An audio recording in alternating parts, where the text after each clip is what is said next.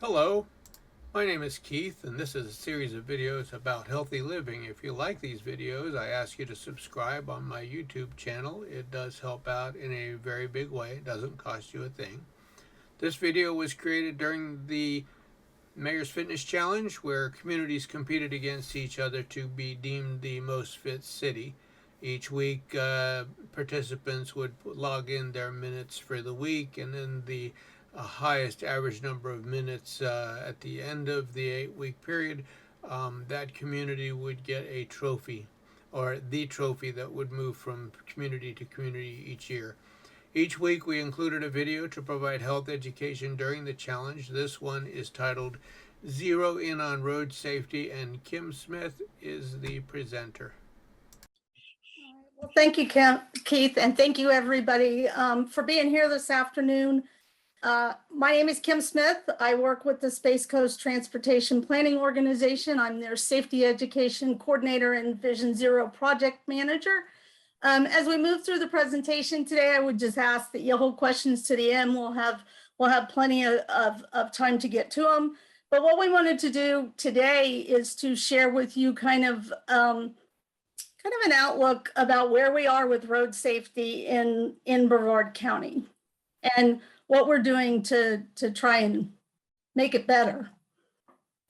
So first, I have to congratulate everybody for signing up for the Mayor's Fitness Challenge. It's a great way to get out and get exercise, meet people from your community, and just get healthier. Hopefully you're not having to eliminate all the fun stuff from your diet to get healthier, but I know that that's usually part of it. Again, I've talked about, we want to talk to you a little bit about road safety here in Brevard County. I'm sure many of you have noticed that driving habits have changed, speeds have increased, and it's not uncommon at all to witness traffic infractions on our daily commutes. This aggressive driving, puts our most vulnerable road users, walkers and bikers, at much higher risk. So taking a look about what's going on in Brevard County right now, this is just a few crash statistics. If you look, red is not good. This is 2021 data. Red is not good. It shows a pretty sharp increase in fatal crashes, pedestrian crashes, bicycle crashes, and actually motorcycles and mopeds were down a little bit. And so were serious injuries. But what happened is a lot of our serious injuries actually moved into the fatal category because of the speeds that we saw. And a lot of this driving behavior that we're seeing, aggressive driving behavior, is actually an unintended consequence of COVID. When our roads emptied out, people just started driving faster. There was like 30% less traffic, but what we saw was our traffic fatalities go up. That was a nationwide trend. People developed bad habits behind the wheel, and unfortunately, we've continued to see that happen as we return to a more normal lifestyle. Just a few more crash statistics here in Brevard County. The one I want to call attention to is on the bottom, where we look at the types of crashes, looking at a 5-year trend. And, a lot of folks want to say, wow, people impaired while they're driving is a real problem. What we really have a problem with, you can see from these charts, is distracted driving. Now, I want you to understand distracted driving here is not just phones, because that's what most people think when they think of distracted driving. This is anything anybody is doing that they're paying attention to and not driving. Could be putting on their makeup, could be eating, it could be looking out the side window at something that's going on the side of the road. It's simply people not paying attention to the main job they need to be doing, which is driving their automobile. So I'm going to take you to a quick video. Did you know in Florida, an average of 800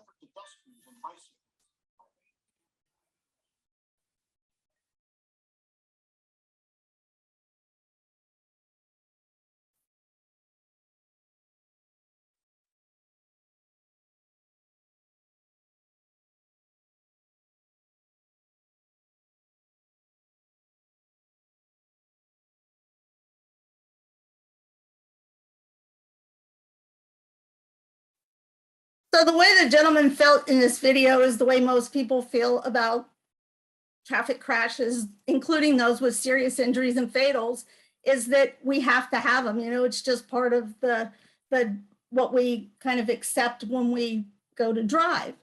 However, his mind was changed when it became about his friends and family. And the reality is the next crash could be about somebody we love, a family member. And another reality is serious crashes are preventable. We all play a role in reversing the trend, and it certainly won't be easy, but they are preventable. We have to change our minds on how we think about driving and how we design our roads. So let's take a little deeper look about what we're doing here in Brevard County. Vision Zero. Vision Zero operates on these kind of premises that everybody out there using the road, that's walkers, bikers, motorcyclists, everybody has a right to get to their destination safely. It is a strategy that aims to eliminate all fatalities and serious injuries while increasing mobility for everybody. Now, I want you to pay attention to the fact that it said serious injury and fatal crashes. You know, a lot of people, when you talk to them about Vision Zero, they're like, oh, that's impossible. And we don't know that we could eliminate all crashes, but we certainly can eliminate those that are causing our greatest injuries and fatalities. Again, they're preventable and no loss of life or serious injuries is acceptable. In 2019, the Space Coast Transportation Planning Organization adopted zero as our goal. And in 2020, we adopted our Vision Zero action plan that outlines the steps we plan to take for reaching that goal. And now we are in the implementation plan part of that plan. And we can't do it alone. We need everybody on this call. We need all of our cities. We need all of our roadway planners, Florida Department of Transportation. It's going to take everybody. So we're happy to report that we've already had a few cities sign on and adopt zero as their goal. The cities of Cocoa, Melbourne Beach, and Melbourne have all adopted the goal, and the city of Satellite Beach has it on their agenda and will be adopting the goal of zero in March of 2022, just around the corner. So we're very happy for that. We've got a couple out there that we know are talking about it, and hopefully we can put them on this list soon. So if you know any of your elected officials and you like this idea of reducing serious injuries and fatalities, you know, you might want to talk to them about adopting this goal of zero. So it's like, how do you get there? How do we do this? How do we get to this goal? Well, you use what we're calling a safe system approach. This approach actually anticipates that people are going to make mistakes when they're driving. So you have to look at safe roads. You have to design roads so that when folks do have a crash, that the angles and the impacts are such that the injuries are not as severe. Safe speeds. We know that speed, there's absolutely no argument to the fact that speed creates greater injuries in any crash the faster you go. So we have to look at how we can manage speed. This involves enforcement, roadway design, even if we ever get to a point where we have policies in place where we can use it, automated enforcement. We have to educate our road users, make sure they know what they're supposed to be doing to operate on the roadway in a safe manner. Safe vehicles. We've all heard about autonomous vehicles that are going to drive themselves, but there's a lot of things out there right now that are making our vehicles more safe. Things such as automatic braking, collision avoidance, lane departure warnings, all help and prevent and lessen severity of crashes. And then we have to look at post-crash care. The first responders have to be able to get to the crash in a timely manner. and be able to render aid to somebody that's been in a crash to help lessen the severity of the injuries. Another thing that we need to do is that we have to remember that anybody that is injured in a crash is not a number. They are not a statistic. These are human lives. We have to do things to put that human side to these folks. I'm sure many of you have seen the roadside markers along the interstate. The city of Cocoa has adopted this program, and the county also has a roadside marker program. This program is designed to remind people very simply that when you ride by that spot in the road, take a minute and remember somebody lost their life there. And we're hoping that that will indeed help change driver behavior. The second picture on this slide here is of World Day of Remembrance for road traffic victims. Our TPO just held our first World Day of Remembrance event back in November. It happens November of every year. The picture you see is of the reflecting pond at the Brevard County Government Center. And every single one of those luminary bags around that pond represent somebody that lost their life on a Brevard County roadway between the years of 2016 and 2020. If you want to know how many are there, I'll tell you, there's 400 bags. And again, not acceptable. So we talked about safe road users and making sure people know how to use the road and things that they're supposed to do when they're out there to respect not only themselves, but everybody else. These are just some of the things that TPO does to try to educate road users.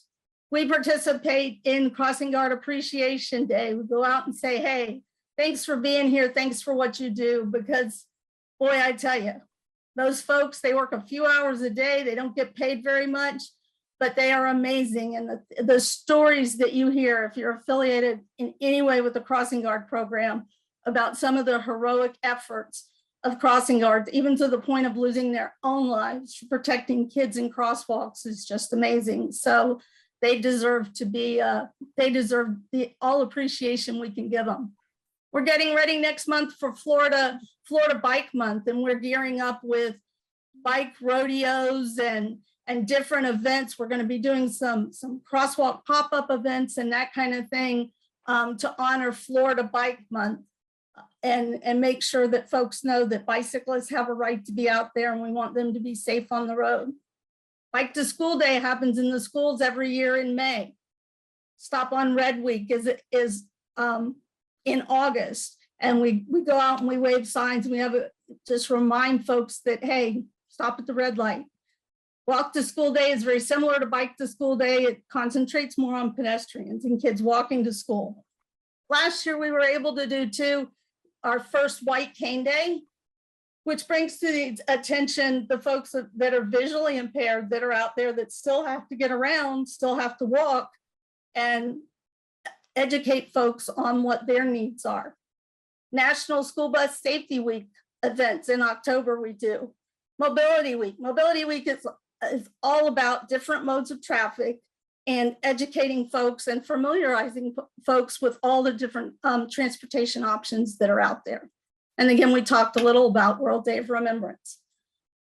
The TPO also has a very robust school-based program. We have traffic trailers full of bicycles that go around to the schools, and bike safety classes are actually being taught in PE, teaching young children, elementary children, how to use the road and use it safely. We do all kinds of trainings. We train the teachers for the school program. We do different kind of trainings just to make sure that people know the rules, know the laws, and know what it is that they're supposed to be doing while they're out there. We do pop-up events like we're planning to do next month at the crosswalks. And we just show up and talk to folks that are out there using the crosswalk and say, you know, hey, there's been a lot of conversation about those crosswalks on the beach, and that's where we'll be. And, you know, do you know that just because you push the button and the lights flash doesn't mean that you can just step right out there. The old rule still applies. You have to wait for those cars to stop before you walk into the street. And then we just do a lot of community events, health fairs, safety fairs, talking to groups. We pretty much don't say no. If somebody wants us to come talk to them about roadway safety, we are more than happy to do it. We can't ignore the fact that social media is an essential part of delivering any message in the world we live in. The Space Coast TPO we have an amazing public involvement officer. I know that she's on the call today, so shout out to her, who designs these graphics and puts them out as a way to reach folks. This was our campaign that we did for back to school this past year. And if you look at the numbers down in the left bottom corner, you can see the number of people we reached by designing these graphics and putting them out there on Facebook, putting them out there on Twitter. And then our partners, our cities, our schools, things like that, go ahead and they share them. And so then you can see that we reach a tremendous amount of people. And you have to have this in any program you're going to do now. That social media is essential. So what can all of you do? Well, we know the traditional approach is not working, especially for those folks that walk and bike and are motorcyclists. So one of the things that we need folks to do is be receptive to change. The only way you get change is to make change. Roundabouts, something that's gets a lot of discussion here in Brevard County. But the bottom line is roundabouts can reduce fatalities by 90% because of changing the angle and the severity of crashes when cars do come together. Narrow lane widths. When you make a traffic lane narrower, the view goes down and people just automatically feel like they need to go slower. Setting our slower speeds. Kudos to the city of Melbourne Beach, who recently went in and they changed all of their city roads to 20 miles an hour. Again, I mentioned that they're one of our Vision Zero cities, and that was one of the first things they did that aligns with those Vision Zero ideas. Share with your elected officials. If you believe we need safer roads, talk to them about it. Let them know it's important to you. You yourself always be a safe road user when you're driving, you're walking, or you're bicycling, and start the conversation at home. It's really that simple. I know it's not a sexy conversation, it may not even be a fun conversation, but talk with your friends and your loved ones about staying safe on our road. It really is a conversation that we need to have. The amount of traffic fatalities and serious injuries that we're having on our road are truly epidemic proportions. And this is nationwide. And again, like I said, we were kind of trending in the right direction. And then we had COVID, and folks had a lot of roadways that were opened up to them, and we just haven't corrected our behaviors since then. So have that conversation and the need to be safer. All right, so I'm getting kind of towards the end here today. We've kind of quick presentation for you today, but we would like, or if you would like more information, again, I told you we have an amazing public involvement officer, and she's always manning all of these accounts, always has fresh material up there for you to see.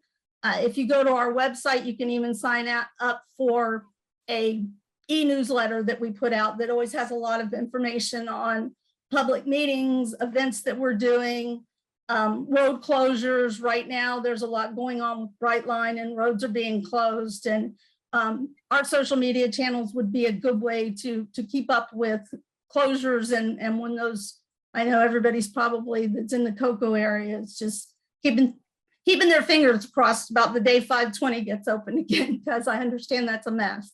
I haven't had to experience that personally. All right, so if you're interested in any of these programs we're doing, if you think you have a group that might like to hear a presentation about what we're doing, you can contact me. You have any questions, you have any concerns, again, reach out to me by email or by phone. And again, on March 4th, we're going to be doing another presentation. I think I'm going to be working with Courtney Reynolds, And we're going to be doing a panel that will specifically talk about bicycle and pedestrian safety and give you a little bit more on the rules of the road and what to do when you're a bicyclist or a pedestrian. So I think I want to thank everybody for hanging in there with me and listening to the presentation. I think what I'm going to do is stop sharing my presentation here, and then maybe we can open it up for questions if anybody has any.